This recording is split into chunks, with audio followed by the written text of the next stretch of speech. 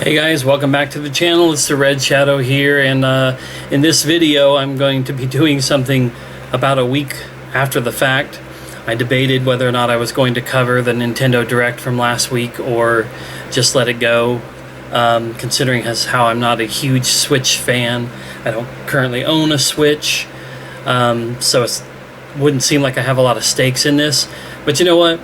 I do like Nintendo, and I do respect the Switch and its sales numbers and its popularity, and it does have a lot of good games on it and a lot of games that I want to play someday. I will get a Switch again someday, so I still watch their directs and have some interest in what they show and what they bring to the table. So I watched the Direct that day, and I watched a bunch of other YouTube channels that I like do their reactions and a lot of other reactions.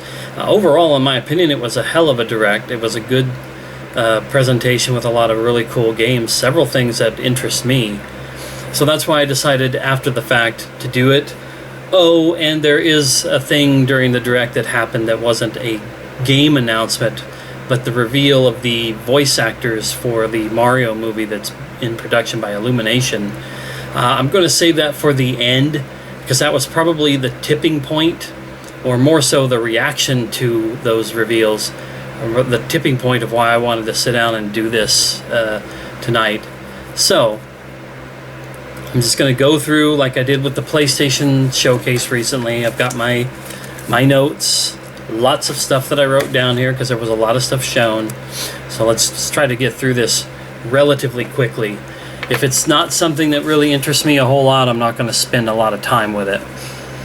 So the show started off with the reveal of the first, well, I don't know if it's the first expansion, but it's a massive expansion for Monster Hunter Rise. It's called Monster Hunter Rise Sunbreak. It's dropping in summer of 22. So the announcement on the Direct that the majority of the focus of the Direct would be winter games, kind of thrown out the window with the very first thing being next summer. The only Monster Hunter that I own is Monster Hunter World, and I have not played it.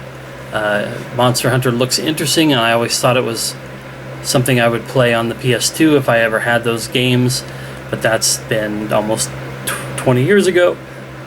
So World looked cool and accessible, so I bought it on PS4. I just haven't played it. And Rise didn't look like anything I'd be interested in if and when I have a Switch again. So the next thing they showed was Mario Party Superstars. That comes out on October 29th. I'm not a Mario Party fan. That is not a game I would play if I got a Switch, or when I get a Switch again. No interest in that. Never have, never will. So the next thing that they showed was a new Square Enix game called Voice of Cards, The Isle Dragon Roars, releasing on October 28th. It is from Yoko Taro, who is the mind behind the Nier games and the Drakengard games. I own two of the Drakengard games. I own Nier Automata and the more recent, I can't remember the name of it now, the one that was the Japanese version of the original Nier brought over to us on the PS4. Interested in playing those games. I just haven't played any of them yet, but I was like, okay, I know Yoko Taro is a name. I looked him up. He's the guy that wears like a mask that looks like a grinning moon. Interesting fella, and people seem to be really into his games. This game didn't do anything for me. Despite being like a JRPG, it was all depicted by cards, and I don't care about card games like say Magic the Gathering or Pokemon. Using cards like that to represent a game on the screen, to me, it's a no-go for me. More power to anybody who will enjoy that, but as soon as I saw the traversal and the way the battles took place, and it trying to look like a tabletop RPG and card game, that was a pass for this guy. Next thing they showed was Disco Elysium: The Final Cut, coming to the Switch on October 12th digitally, and a physical coming next year, I believe it said. I want to play that game. I won't play it on the Switch, though. That'll be a PS4 pickup. The next thing they showed was Expansion Pass Wave 2 for Hyrule Warriors Age of Calamity, coming out on October 29th.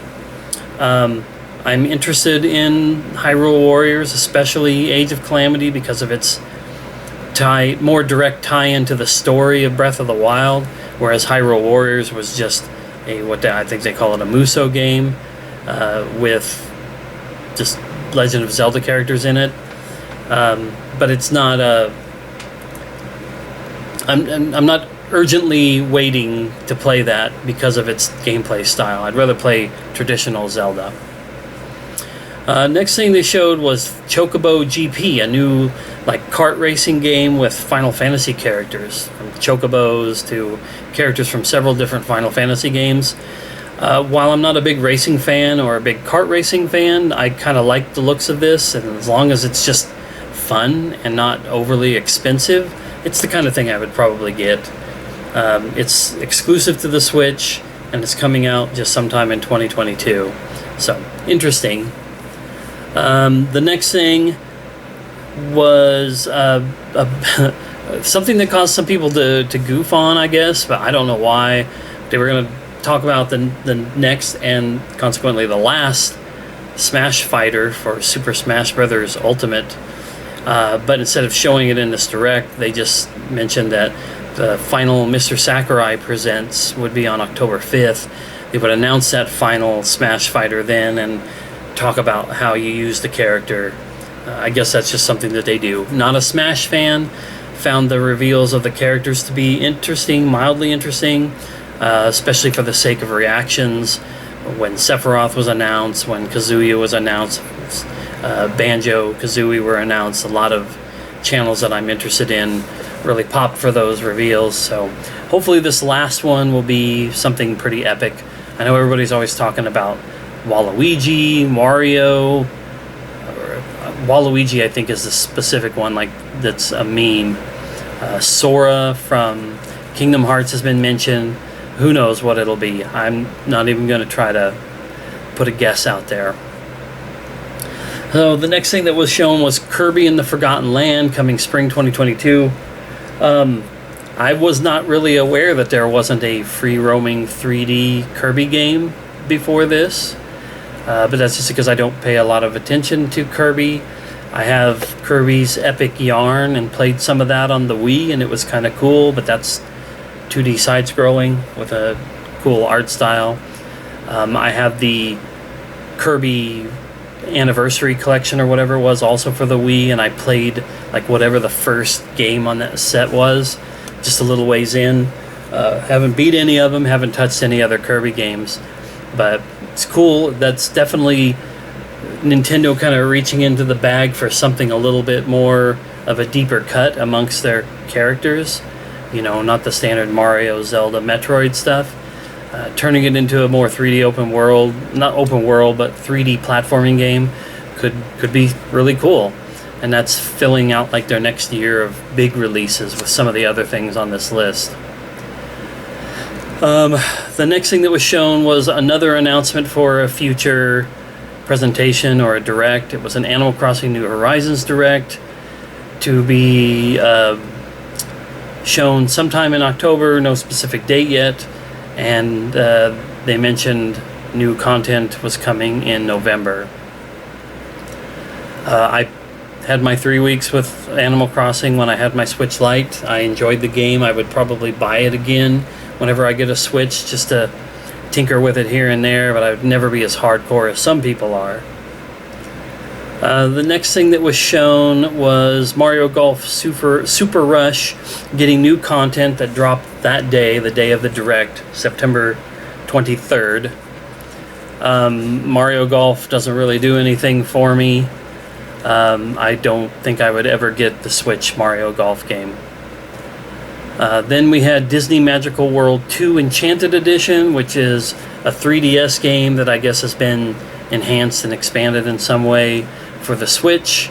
Comes out sometime this holiday and had some people on the internet confused because it starts with Mickey, like Wizard Mickey or whatever that version of Mickey was. I'm guessing from Fantasia. And an envelope with wings, and it talks about an invitation. And some people thought that even though they just had an announcement about the Smash Fighter being on a completely different presentation, they thought somehow or another they lied and decided to just announce Sora because it's Disney related on this trailer for a Disney game. Way to go, people who shortchange a game that may or may not be any good, just to be disappointed because it wasn't Smash related.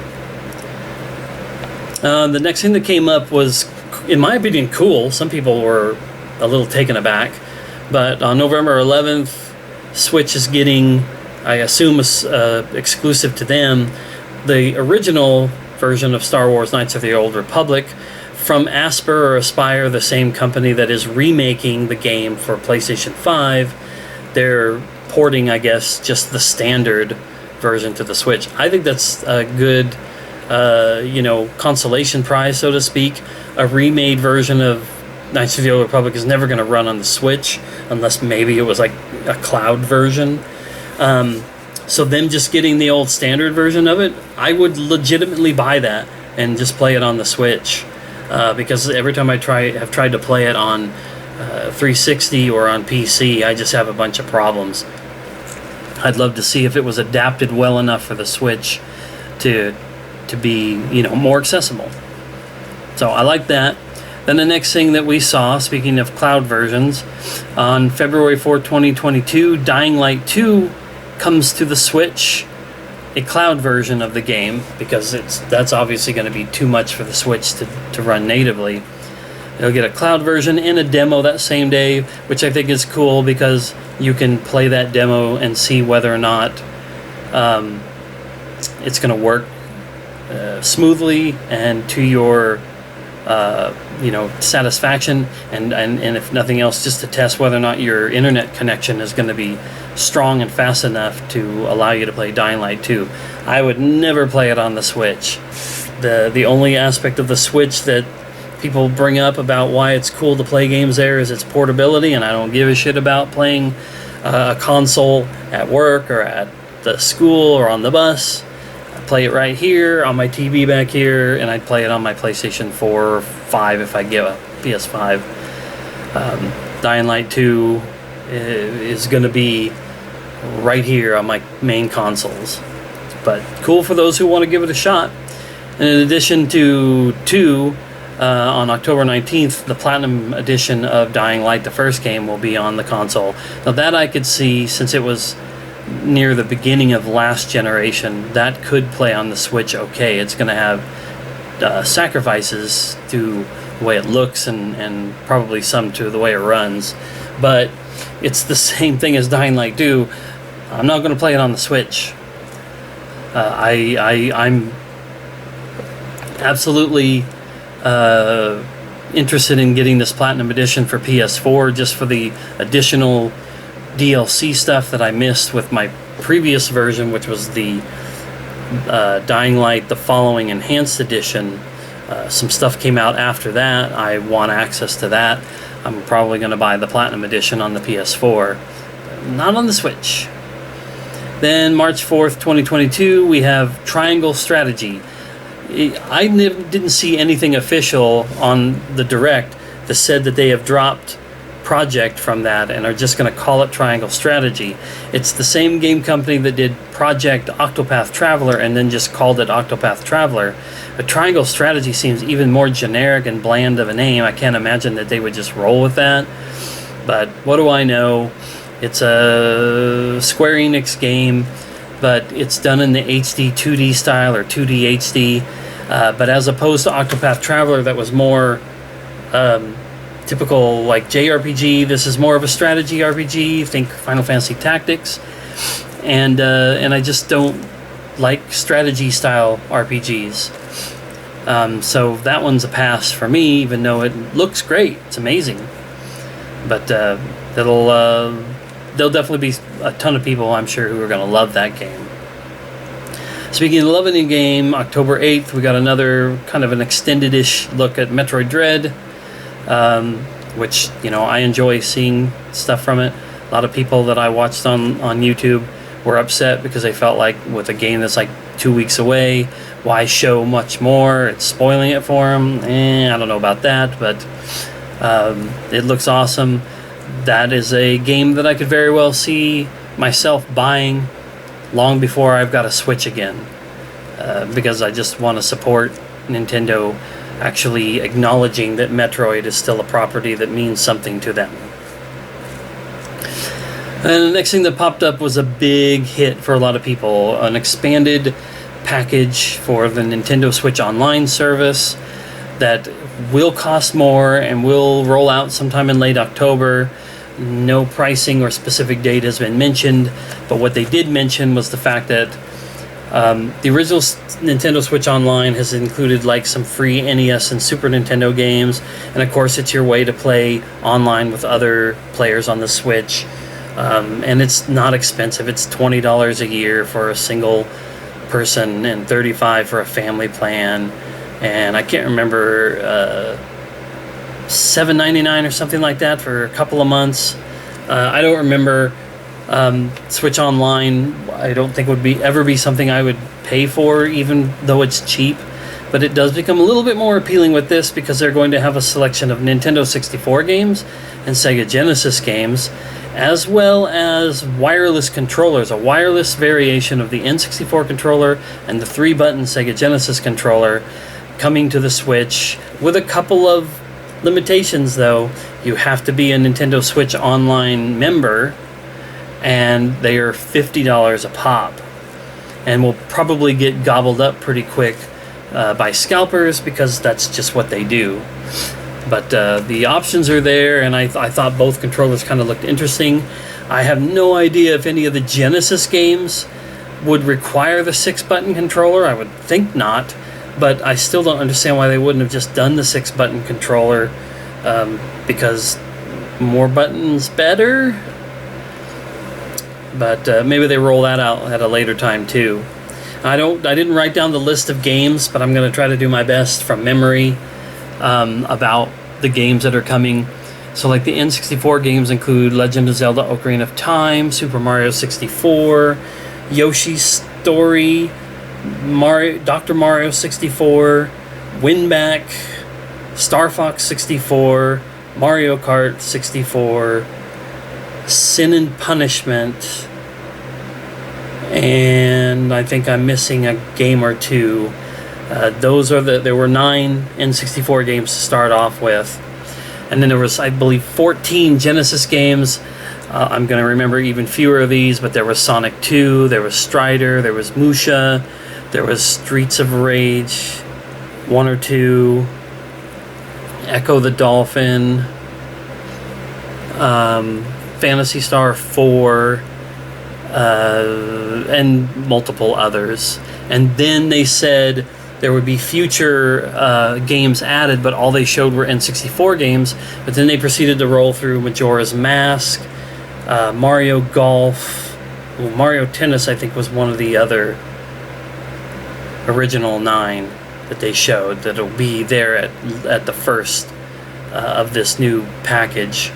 But then, like I said, we saw Majora's Mask, F-Zero X, Paper Mario, Banjo-Kazooie, which had a lot of people excited because, you know, Rare was huge on the N64, but is now owned by Microsoft. But I'm not surprised at all by it, because Microsoft and Nintendo have been playing nice for years now, especially as PlayStation 4 numbers mounted. They were playing well together with crossplay and partnerships and all kinds of stuff.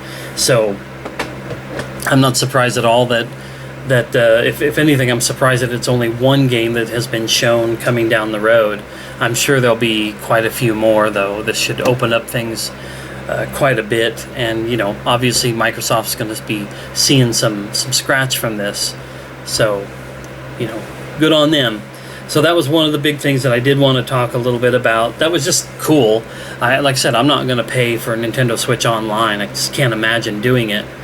But, you know, if I did, I'd probably get into some of those games. And if situations for some reason were to push me to that point, then yeah, I could see myself enjoying that and picking up the whatever the pricing has not been announced. I saw some people going anywhere from like, oh, they'll just bump it from 20 a year to 25 or 30, and other people were like, it's going to be 50 or 60. I don't know. I don't think Nintendo's going to push it to the 50 or $60 range. I see it maxing out at 40. I think it's going to be $29.99, an extra $10 a year, just to add some of these extra games and stuff in there. I'm sure it's just pricing for, you know, the services and being able to run all that. Have that stuff available and working smoothly, hopefully, because they were talking about having up to 4-player online multiplayer in some of the N64 games. Alright, so let's get back into the groove here. So after they talked about the rollout of the new Nintendo Switch Online Plus Expansion Pack, that's the name of the new package for this, they talked about some collections of games, and they started off with the Shadowrun trilogy. That kind of surprised me, only because I guess on one hand I'm surprised that it wasn't even already on there, but I also forget about the newer Shadowrun trilogy of games that are... I love Shadowrun. Maybe one of these days I'll talk about it, even though I don't know that there's really much of a video in it. It's just a thing that I like that I never really got to play and never really got to enjoy and experience.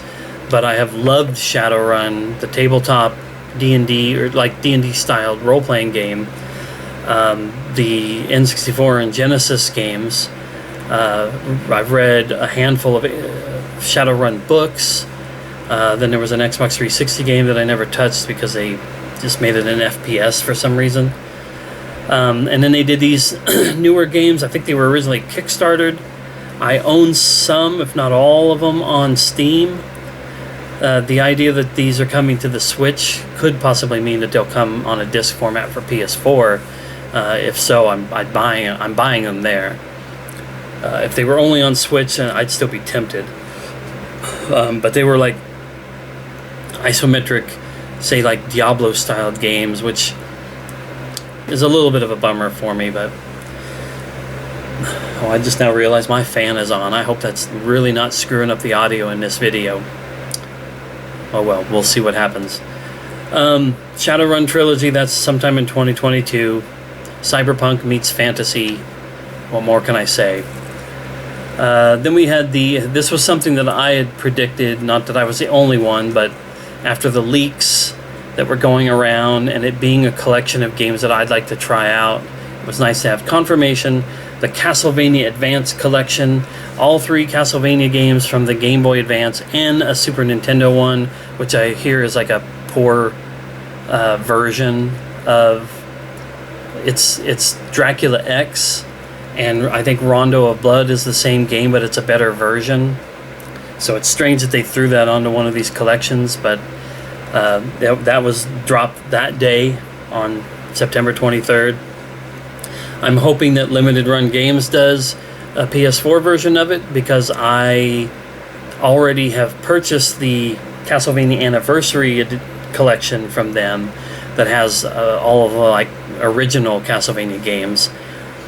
And LRG has already announced that they're doing a collection that has Rondo of Blood and Symphony of the Night on it, and then this advanced collection comes out, so I'm hoping that they'll be doing all 3. And then I've also heard some talk about the DS, 3DS Castlevania games maybe being adapted to something like this too. So that'd be really cool. As a guy who likes Metroidvania games, especially loving Super Metroid, it'd be nice to play some of the Castlevania games that the name comes from as well. And then also released that day on September 23rd, ActRaiser Renaissance, like a remake, reworking of the original ActRaiser game, a game I've only ever heard of, had forgot or didn't know that it was a partially side-scrolling action game, but also like had a world-building game in the middle of it. That makes me a little hesitant to it, but it might be cool. So that came out that day. It's available on all platforms, but obviously it's a Switch Direct, so it got shown there.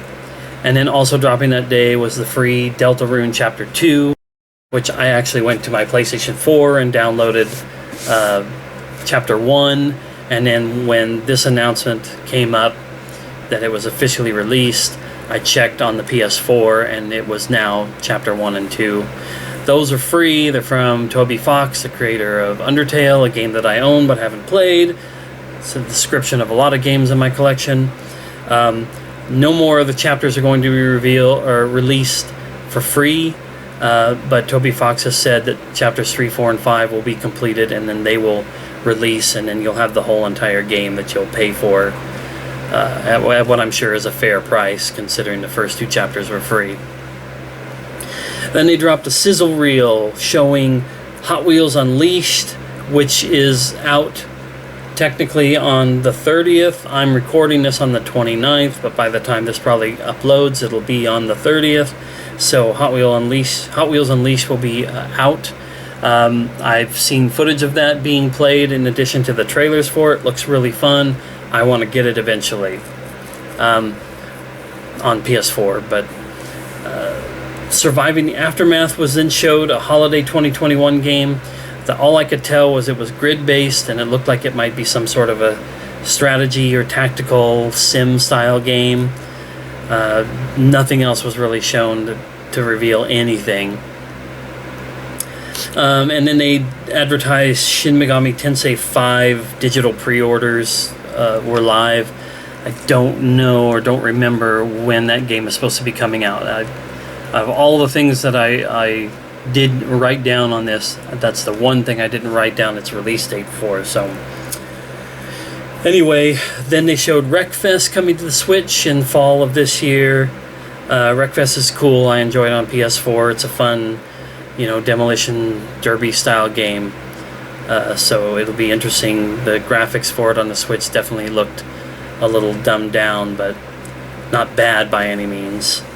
Also released on the day of the Direct were Arcade Archives, Pac-Man, and Xevious. Just a couple old arcade games getting a new digital release, I'm sure, come to the Switch. And then at the end of the sizzle reel, Rune Factory 5, March 22nd of next year, was shown.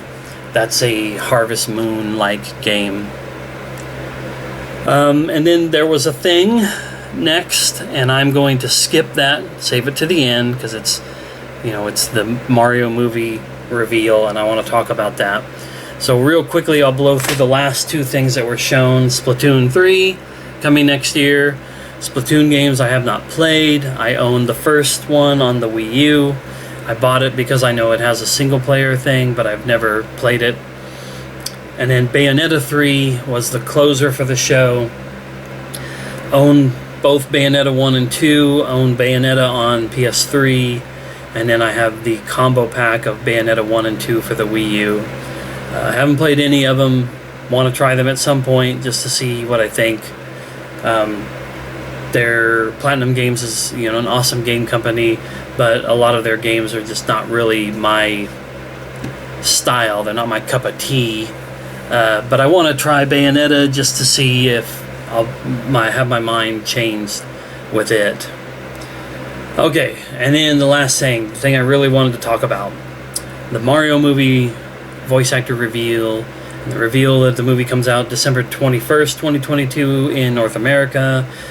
Dates for Japan and Europe and other regions to be announced at a later time.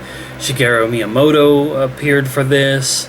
And he says, we don't have anything to show just yet, but we want to tell you who the voice actors are. And then they proceeded to stream off a Hollywood big, I'm not qualified to call somebody A-list, B-list, whatever, but like maybe a dream casting selection. A lot of people were like, is this a fan casting? Is this a shit post? Is Nintendo pranking us? Are they goofing on us? And I was just sitting there being like, no, this is cool. Why not? They're with Illumination. They're not as big as Pixar or DreamWorks, but they're big. They've done the Minions movies, Despicable Me. They mentioned Sing. Somebody else mentioned Secret Life of Pets. I believe I have both of those movies. I haven't watched them, but they were a couple of the movies that Illumination put out where I was like, I want to see this. I know that they've had success, and I know that they've also, they birthed the Minions into the world, and a lot of people hate those things. But it's obvious that Nintendo has some faith in them.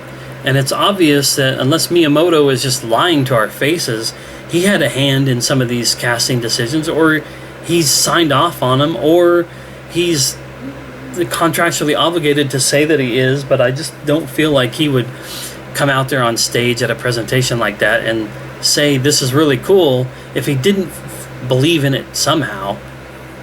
Maybe I'm naive, I don't know. But so the castings were as such. Chris Pratt is going to voice Mario. By the way, I should mention that this is a CG animated movie, no live action, or at least if there will be any live action, I'm sure it'll be minimal. So for the most part, or 100%, these people are just going to be voicing these characters. They're not going to be on camera at all.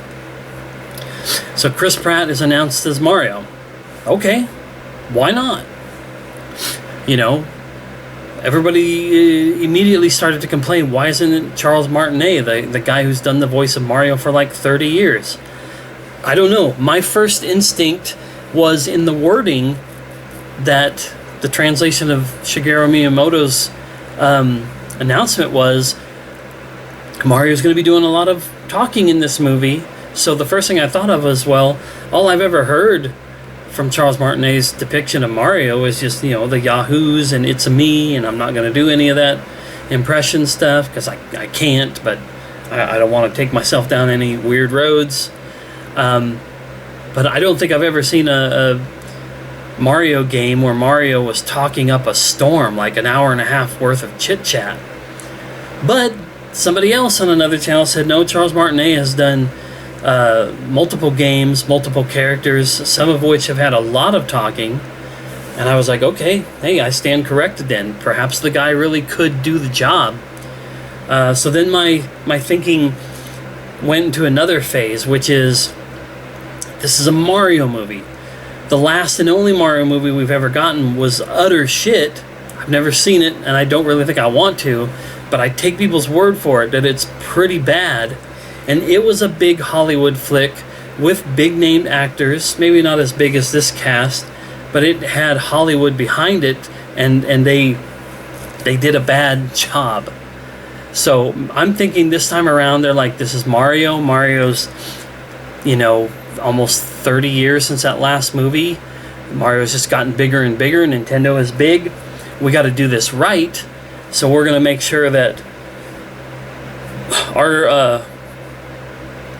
we got to make sure that our cast is going to get attention, and we've got to make sure we've got acting chops of certain degrees here.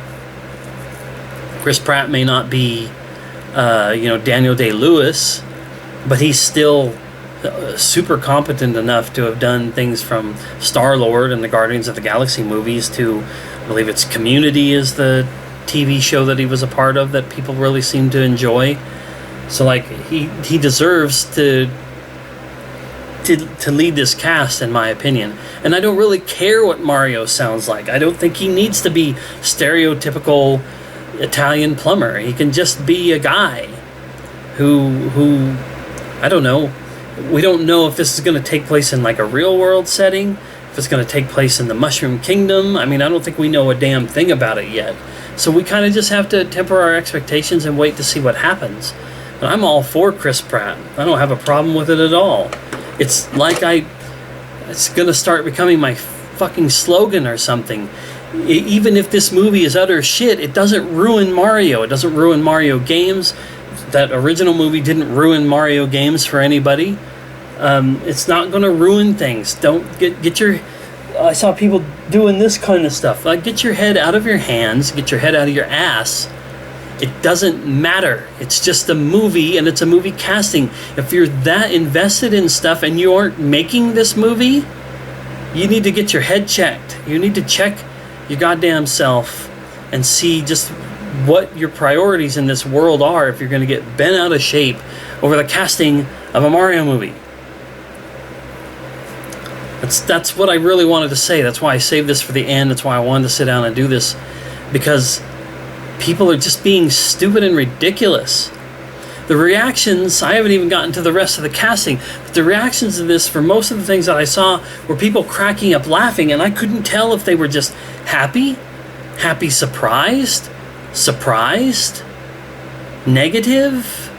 Like, it was hard to tell. People had to come down from whatever this giggle fit was before they spoke about it, and thankfully a lot of people were just into it. They're like, I'm sold, man, I'm in. But there were some who were like, this is ridiculous, this is trash, get this shit out of here. And I can't. You have your opinion, that's your opinion, you have every right to it, but I don't understand getting all bent out of shape over the voice actor list for the Mario movie. I mean, I'm all for voice actors getting these roles and not Hollywood actors, but it's Mario, and like I said, Illumination and Nintendo's probably putting a lot of money behind this.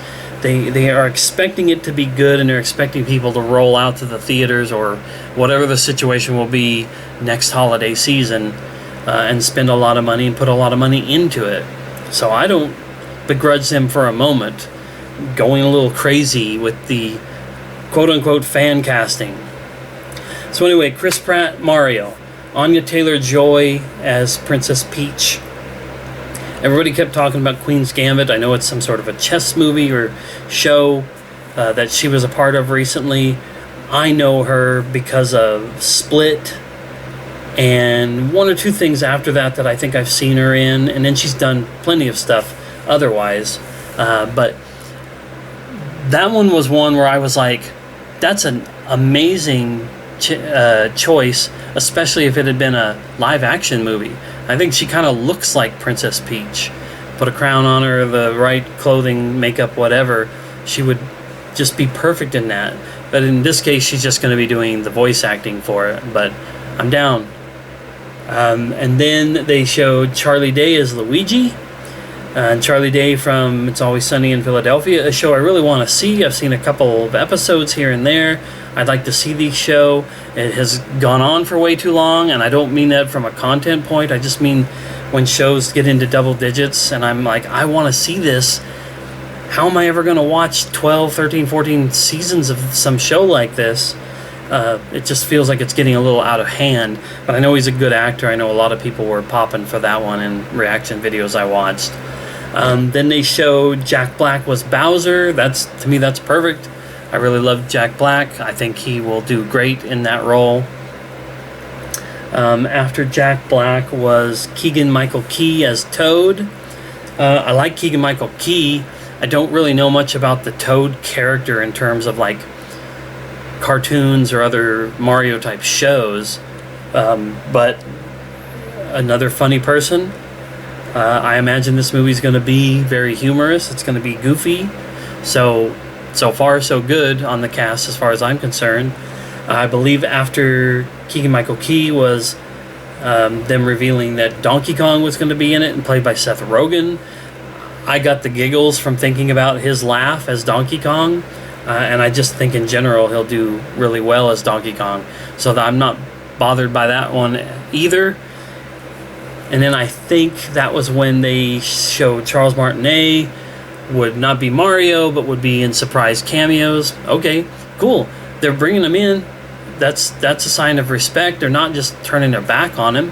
And maybe they'll use that fact that he voices Mario, but isn't the voice of Mario in this movie, for some interesting interactions with Chris Pratt as Mario. Who knows, guys? Don't worry about it. And then they had a splash screen of Kevin Michael Richardson as somebody named Kamek.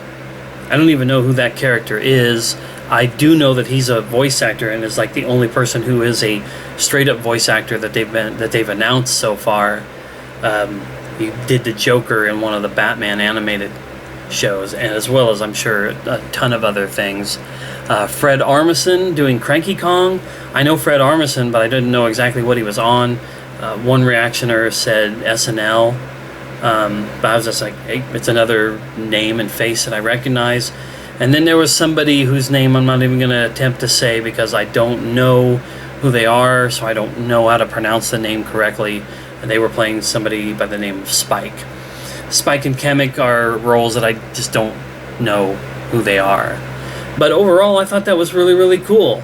And I enjoyed the people who were reacting to it positively and saying, this, they got me. I'm in. I'm going to be there. The people who are shitting on it, the people who are dismissive of it, miss out on it then. Don't watch it. You don't have to. Speak with your money. Tell Nintendo that you didn't like the casting choices by not watching the movie. Simple as that. Okay, that's it. That was the presentation. That was the Nintendo Direct from September 23rd. Cool stuff, interesting things, some obviously big reaction fodder for YouTube, and I've engaged in it almost every single day since the Direct. I love it. It's so much fun. It's like watching something fun with my friends when I don't have a lot of friends, at least not ones that come here. So that's why I like Let's Plays, reactions, all that kind of stuff. Alright, so that's it. Talk to you next time.